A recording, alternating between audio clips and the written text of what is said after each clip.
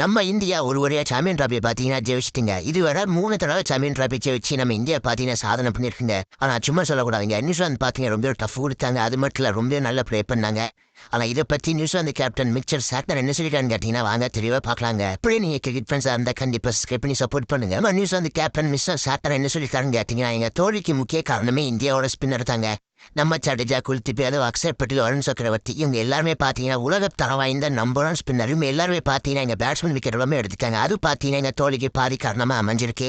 அடுத்த மீதி காரணம் என்னன்னு கேட்டிங்கன்னா நம்ம ரோஹித் சர்மாவோட அதிரடி தாங்க.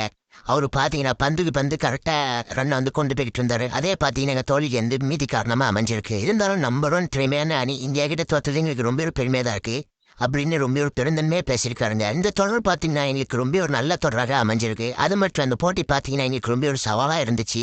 ஆனால் நாங்கள் பார்த்தீங்கன்னா கிட்ட வந்து நன்றாக விளையாடணும் அப்படின்னு சொல்லி சாட்டன் வந்து சொல்லியிருக்காருங்க. அதே ஸ்பின்னர் எல்லாருமே பார்த்தீங்கன்னா உலக தரம் வாய்ந்த நம்பர் 1 ஸ்பின்னர்கள்.